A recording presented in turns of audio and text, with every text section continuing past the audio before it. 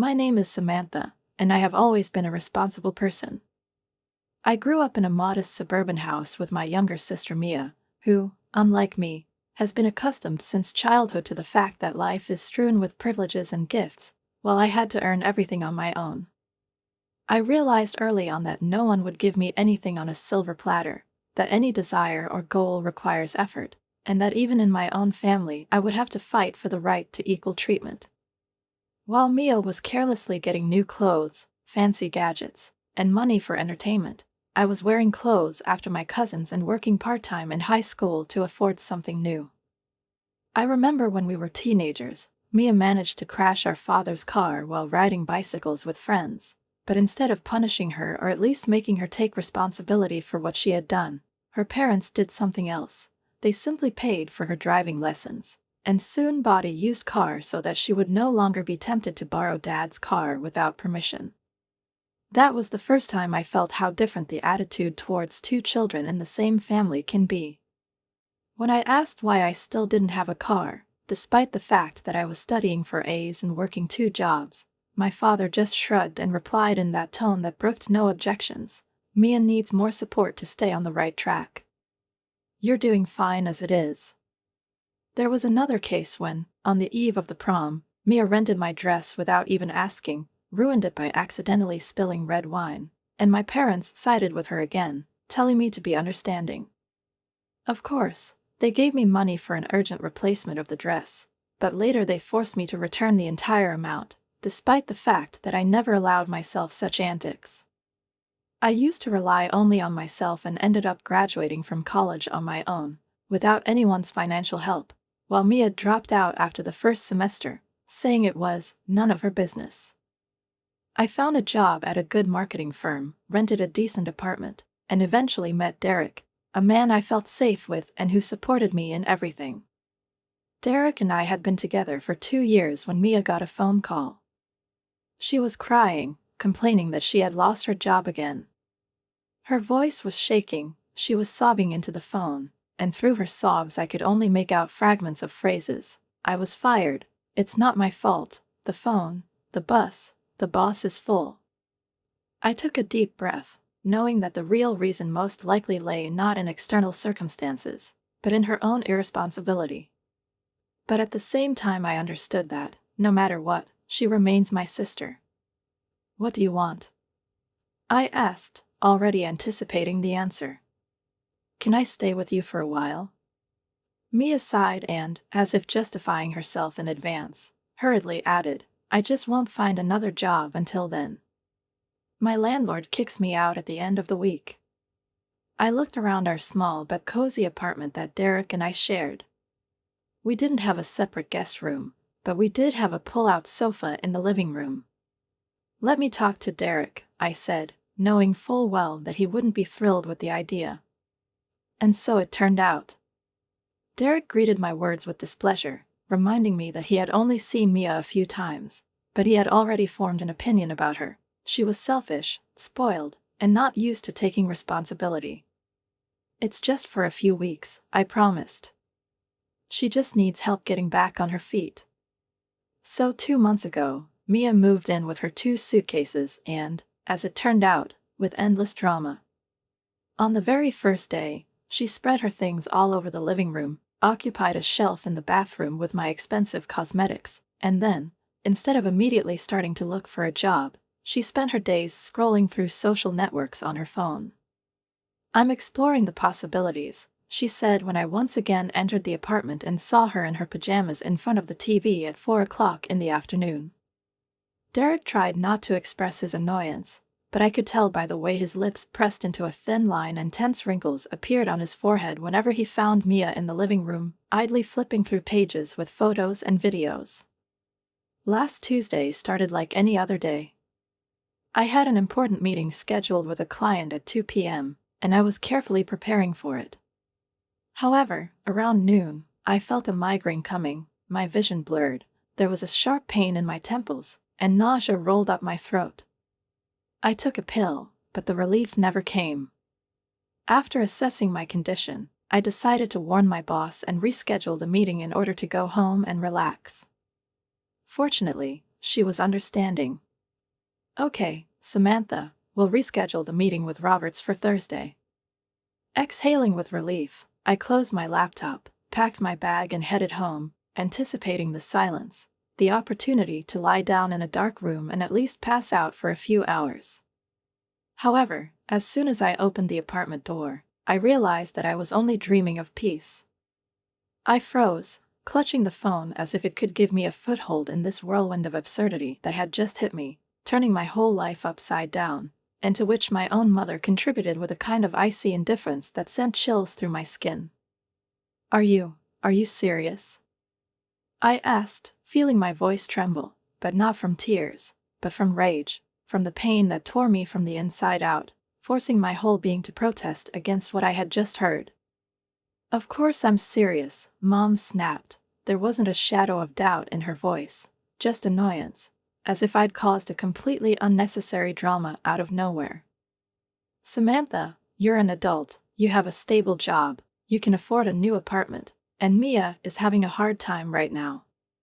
She loves him, and you can't just throw her out on the street like an unnecessary thing." "She doesn't just love him, Mom," I snapped, jumping to my feet, feeling everything inside boiling with injustice. "She slept with him behind my back. In my bed. How can you even justify that?" "Don't be so selfish," Mom huffed irritably. "Sometimes things happen in life that we don't like, but we need to be able to let go. It's just a man, Samantha. You'll find someone else. Mia's always had a harder time with men than you do. You know how unlucky she was in a relationship. Why can't you just be a little generous?" "Generosity?" I repeated, feeling my stomach clench with pain, but I won't let those tears get the better of me again. "No, not now. Generosity is when you forgive a friend for an accidental mistake, not when you let your sister ruin your relationship, and then you give her an apartment so she can safely continue her affair with your ex." "Stop acting like a moody child." My mother's voice became firmer, colder, and something inside me seemed to snap. Life is arranged in such a way that not everything always goes according to plan. Derek didn't love you, so if that's what happened, accept it. But he loves Mia, and I won't let you ruin her happiness because of your selfishness. I squeezed my eyes shut, trying to calm my racing pulse, and only now realized that I was trembling. My own body couldn't take the blow, the betrayal that came not only from Derek and Mia, but now from my mother as well. "I can't believe," I mouthed, feeling my knees go weak. "Enough of this drama, Samantha," Mom sighed wearily. "You've always been reasonable, you've always known what was right and what wasn't. So accept the situation for what it is, and don't make life difficult for yourself and others." "No, Mom," I said softly but firmly. "Now I see who is who. And you know what? You've probably always treated me like this. I was just too blind to notice." "What do you mean?" She was wary, but there was no alarm in her voice. There was no fear of losing me, only annoyance, as if I were an obnoxious child who did not want to obey in any way. "I mean," I breathed, feeling a cold, searing clarity finally settle inside, "that you no longer exist for me. Not you, not Mia. You've both betrayed me, and I won't let you take advantage of my kindness anymore." "Samantha, don't you dare say that." I heard a note of displeasure in my mother's voice, but I didn't care anymore. "Good night, Mom," I said, and dropped the call. I dropped the phone on the sofa and, overcome by sudden weakness, slowly sank to the floor, leaning back against the sofa. The silence of the apartment was so deafening that my ears hurt. I suddenly realized that this was the first time in many years that Mia and Derek, their voices, their presence, and their dramas were not in this silence. I'm alone. But it's probably a good thing. I took a deep breath, feeling the pain in my chest ease a little, as instead of chaos in my thoughts, calmness finally comes, albeit strange, even if it was alien to me until now. I didn't know what would happen next. I didn't know how to live after all this. But I knew one thing for sure: I wouldn't let anyone treat me like I was nothing anymore. I remember how his hands slid down my back, slowly, with a kind of almost sacred care, as if he was afraid to scare off this moment, as if he doubted that this was really happening. I remember how my body, tense from all the events I had experienced, relaxed under his touch for the first time in a long time, as all the pain, all the anger, all the resentment that had accumulated in me over the past weeks suddenly began to melt, giving way to something new, disturbing, but at the same time so right. His lips, hesitant at first, soft, as if trying, became demanding and insistent after a moment, and I responded to him with the same fervor, with a kind of greed unexpected from myself, as if I wanted to make up for all the lost years, all the moments when we could have been here, but were not, when I blindly held on to the illusion of love with a man who was never worth me. We didn't talk because words were superfluous. They would only ruin this moment, bring us back to reality, and reality was the last thing I wanted right now. I longed to forget myself, to lose myself in this new feeling, in the warmth of his touch, in intimacy, which suddenly seemed to me the most natural thing in the world. I remember how his fingers buried themselves in my hair, how he pulled back slightly, peering into my face, as if giving me a chance to change my mind, as if asking without words, "Are you sure?" I answered without making a sound, just pulling him to me and biting into his lips again. The night seemed to stretch into eternity, filled only with our breathing, random laughs, inarticulate whispers, echoes of passion that finally found a way out after so many years of restraint. I didn't know what would happen next. I didn't know how either of us would react this morning. But at that moment, I didn't care. For the first time in a long time, I allowed myself not to think about tomorrow. When I woke up, the soft morning light was filtering through the thin curtains, filling the room with a warm, golden glow. I felt strong arms hugging me tightly, and without opening my eyes, I realized that everything that had happened last night was real, not a drunken dream. I slowly turned my head and saw Zach, who was already awake and looking at me with a slight smile, as if studying me, as if trying to figure out if I was sorry. "Good morning," his voice was slightly hoarse, warm, almost affectionate. I didn't know what to say, because I wasn't sure how I felt.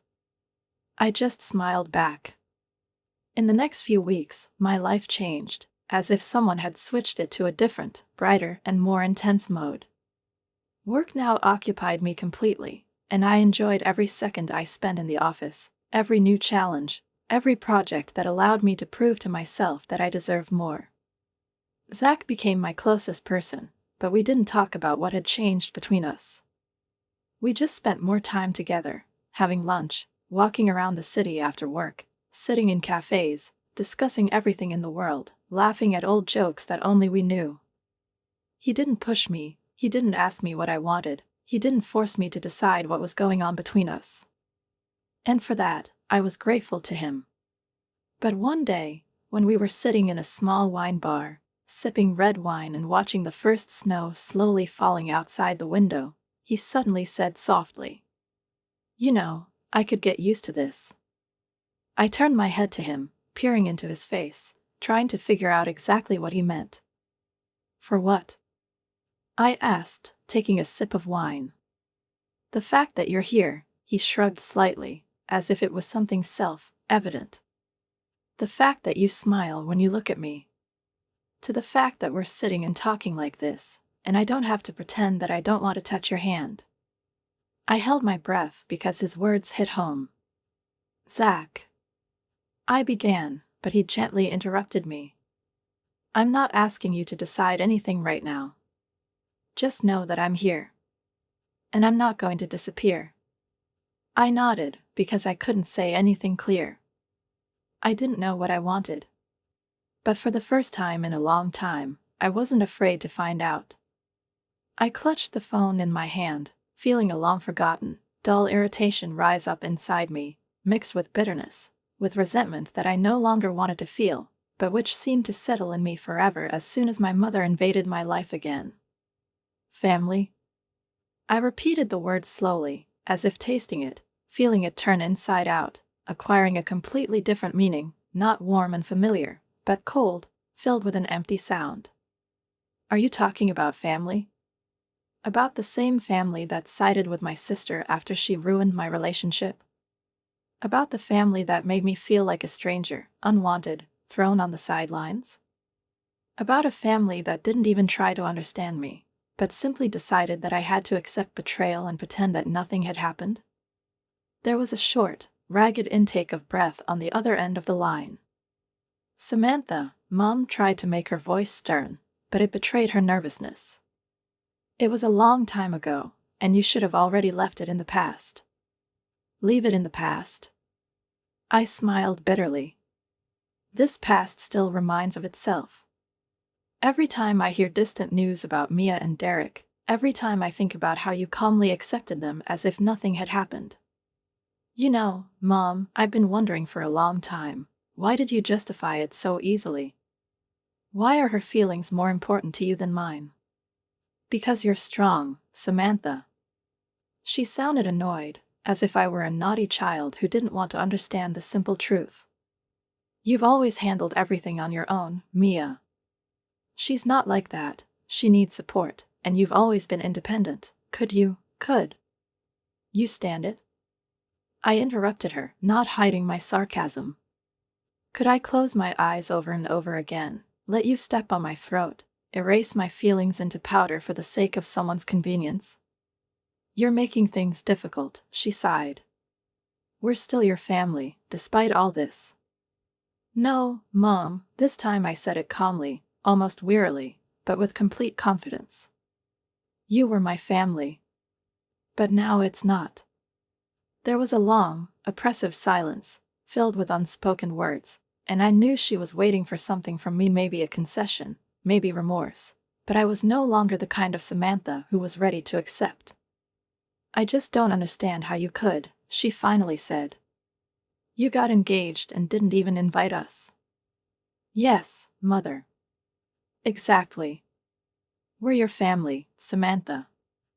No, Mom, my family is Zach and the people who really love me, not taking advantage of me. I felt calmness finally return inside, as I said it, and with each word the weight that weighed on my shoulders became lighter. I'm just. She hesitated for a moment. I was just hoping that one day you would grow up and realize that resentment is not what life is built on. I closed my eyes, allowing myself to savor this last moment of our conversation, this final chord that I knew would put an end to our story.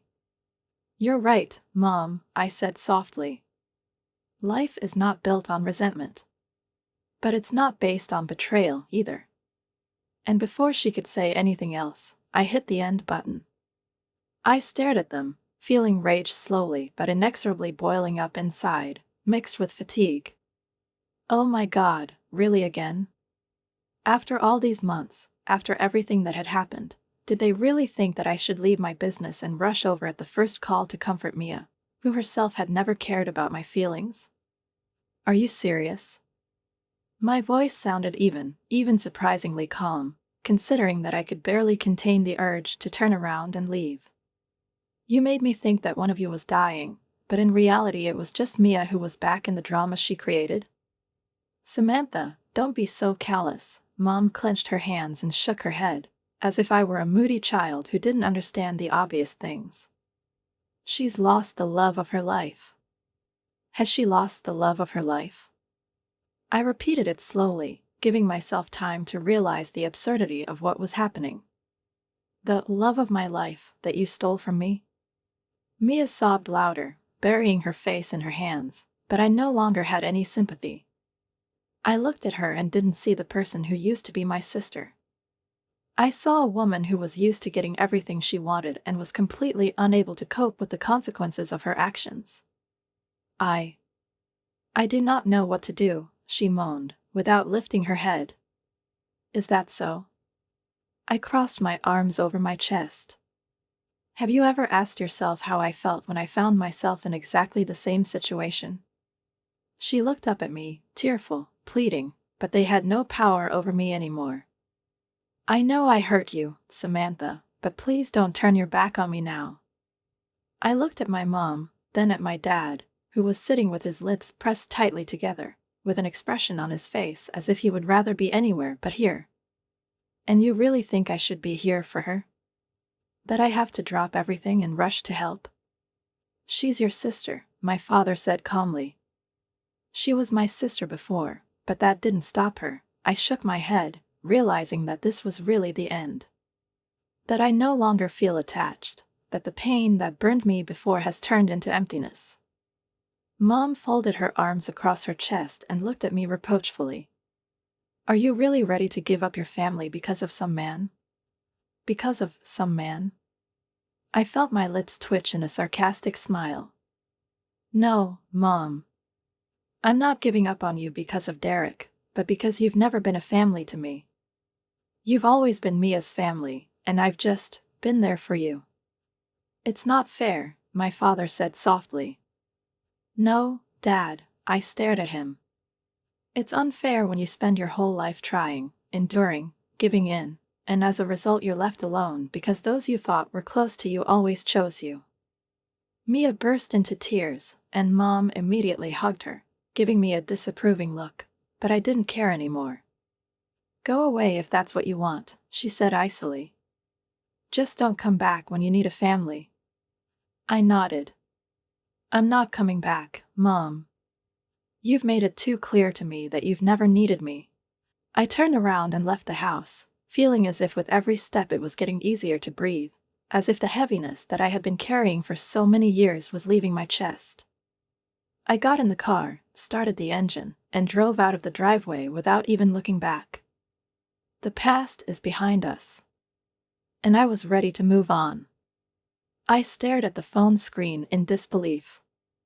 Inside, deep down, I probably should have expected something like this, but even after everything that happened, after all the humiliation and betrayal, the thought that my own mother could so calmly, so busily bill me for Mia's baby, as if it were utilities or a loan payment, which caused me to feel something between rage and hysterical laughter. Zach was silent, holding the phone in front of him and skimming through the list, his jaw tensing with each item, and his fingers turning white from how tightly he gripped the device. I could see the anger rising inside him, and I knew that if I didn't stop it now, he would pick up the phone and call my mother to tell her everything he thought of her. But I didn't want him to do it. I wanted to say it myself. Are you going to answer them? What is it? He finally asked, handing the phone back to me. I looked at him, feeling a dry, bitter smile slowly spread across my lips. Oh, yes, I nodded slowly. Yes, I'm going to. I dialed my mother's number, and as expected, she answered immediately, as if she had been waiting for my call. Finally, she breathed irritably. I thought I'd have to write to you again. Have you transferred the money yet? I closed my eyes and took a deep breath, trying to keep my voice steady, but I couldn't help the sarcastic chuckle that escaped my lips. Do you even hear yourself, Mom? I asked calmly. What are you talking about? She frowned. You literally billed me for Mia's baby, I continued, enjoying the silence on the other end of the line, where I could sense her confusion. Do you seriously think that I have to pay $20,000 because your beloved daughter stole my boyfriend, got pregnant by him, and he left her? Samantha, don't be so dramatic, she said irritably. We are a family, and the family helps each other in difficult times. You're right, the family helps, I nodded, even knowing she couldn't see it. But your family has never helped me. It's not fair, Mom sighed. We always supported you, until you started acting like you didn't need anyone. Did you support me? I laughed mirthlessly. At the moment when I needed your support the most, you just chose Mia. You didn't even try to understand me, you didn't give me the right to be angry, to be offended, to have at least some emotions. You just wrote me off as an unnecessary detail because it was more convenient for you to maintain it. Samantha, I don't want to argue about this again, Mom said wearily. The question is not in the past, the question is in the future. Your niece or nephew should not suffer because of the mistakes of adults. You know what, Mom? I felt something snap inside me, as if an invisible weight had finally been lifted from my shoulders. You're right. Children should not suffer. But here's the problem: this is not my child. But you're her sister. No, Mom, I was her sister. And now I'm just a man who doesn't owe her or you anything. She sighed, and then there was anger in her voice. So you're refusing to help your family? Yes, I said simply. I refuse. Then don't you dare ask us for help anymore, Samantha. Her voice turned icy. We'll erase you as if you never existed. I chuckled. Oh, Mom, I shook my head. You did it a long time ago. I dropped the call and immediately blocked her number. Zach looked at me intently, studying my face, and finally said softly, Are you okay? I took a deep breath, closed my eyes, then opened them again and looked at him. Yes, I said, and for the first time in a long time, I really thought so. I took a deep breath, trying to suppress the irritation that instantly flared up in me as soon as I saw the familiar silhouettes outside the door. Of course they came. Of course, they didn't care enough about the drama they'd created, the gossip they'd spread over the past few weeks, or the attempts to make me look like a monster in front of everyone who knew us. No, now they decided to come in person, because, apparently, they were sure that if they just told me everything to my face, if they begged, pressed, manipulated, threatened, then I would break down, as I always did when I was younger. But I was different now. Zach squeezed my hand in quiet support, and I nodded, letting him know that everything was fine.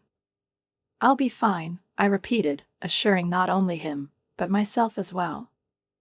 I turned the lock and opened the door, trying to look as calm as possible, despite the fact that everything inside me was boiling. Mom stood first, her face tense, but not angry, rather expectant, like a person who is trying to determine which tactics to choose. My father was standing next to me, arms crossed over his chest, and his expression was stony. But Mia looked exhausted, her face was pale, her eyes were puffy, and her lips were pressed tightly together, as if she was fighting the urge to cry right here and now. Samantha, Mom spoke first, and I immediately realized that she had chosen a tone of humility because she realized that a frontal attack would no longer work. We just want to talk. I asked coldly, not moving from my place. About the family, my father said softly, and for the first time in a long time there was no condemnation in his voice, no condescension, only weariness. I rolled my eyes. If you're going to tell me again that a family should support each other no matter what, then you can turn around and leave. For God's sake, Samantha, Mom flared up. That's not why we're here. Then why? I crossed my arms over my chest. Mia took a step forward, her hands trembling, and I was surprised to realize that this was the first time I'd seen her truly vulnerable, without a drop of that arrogant confidence that had always surrounded her.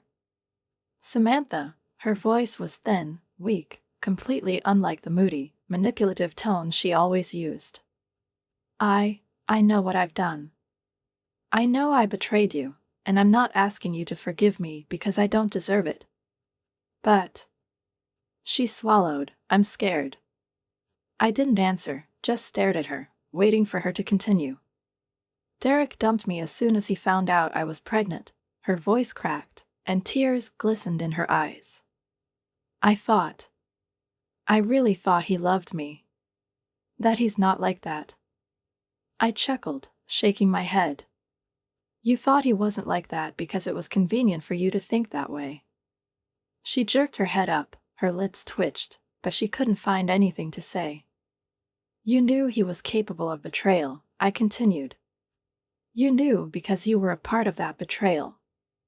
She lowered her head, her shoulders were shaking.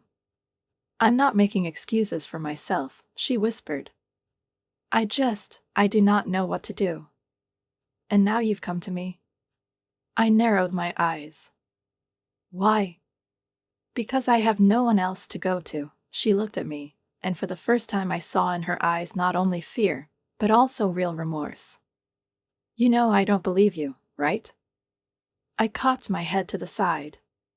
You've been lying to me all your life, using me as you pleased, and now that you need something again, do you want me to believe you? I don't want anything from you except a chance to say I'm sorry. Her voice cracked. I was silent, considering her words, then slowly exhaled. I'm sorry you're hurting, Mia, I finally said. Really? But I can't be the one to save you. She nodded, but tears were streaming down her face. I understand, she said softly. I just wanted you to know. Mom jumped up, clearly unhappy with this turn of events. Samantha, you can't just. I can, I said firmly. And I made my choice. My father put his hand on my mother's shoulder, stopping her. Let's go, he said softly. We did what we could. Mia looked at me once more, her lips were trembling, and there was so much pain in her eyes that for a moment I felt a little regret. But only for a moment. They turned around and left. I closed the door, took a deep breath, and turned to Zach. Are you okay? What is it? He asked softly. I nodded. Yes, I said, and for the first time in my life, it was true. The day I closed the door in front of them, I finally realized that I would never let them manipulate me again. I would never feel obligated to those who never put me first. Their last words, their threats, their contemptuous looks, all this no longer had power over me, no longer corroded me from the inside, because for the first time in my life I felt truly free. Zach wrapped his arms around my shoulders, his warmth instantly melting away the remnants of tension that had been gripping my muscles after this regular meeting with my family, and I allowed myself to exhale, realizing that it was over. They're not coming back, he said calmly, stroking my back. Even if they try, I shrugged, feeling like the confidence I had been looking for so long had finally become an integral part of me. Now I know how to stop them. Zach chuckled, pulling me closer. That's my girl.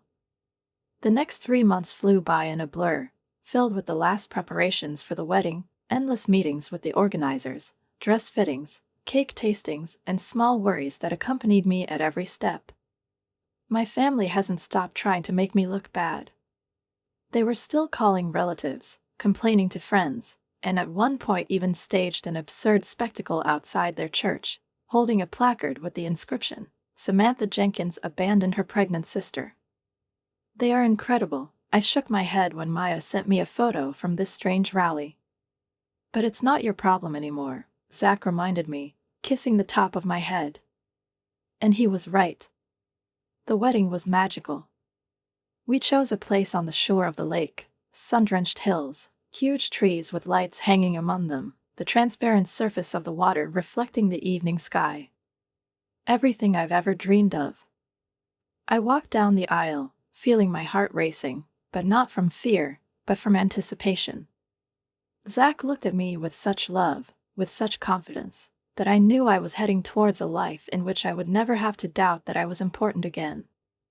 The moment we exchanged vows, when his fingers slid over my hand, putting on the ring, I realized that I had made the right choice. Maya, beaming with happiness, hugged me after the ceremony. Your family is here, she whispered, pointing at the assembled guests. And she was right. A real family is not just the people your genes connect you to. These are the ones who stay close, no matter what. These are the ones who don't demand sacrifices from you, don't take advantage of you, but just love you. Zach hired security in case my mother and Mia tried to ruin our day, and his hunch didn't let him down. They really tried to show up, but the guards quickly took them out, not allowing them to destroy what I had built. And I wasn't even mad. I just didn't care about it anymore. The next morning, Zach and I went to the airport holding hands, and a few hours later we were standing on the sun-drenched beaches of Hawaii, enjoying the first chapter of our new life. 2 weeks full of carefree happiness, white sand, nights under the starry sky, a warm ocean in which we laughed, splashing like children, and moments when I looked at him and realized, I'm at home. Months later, Emily wrote to me that Mia had given birth to a baby boy, that my parents had taken full care of him and were now endlessly complaining about financial difficulties, complaining about my callousness.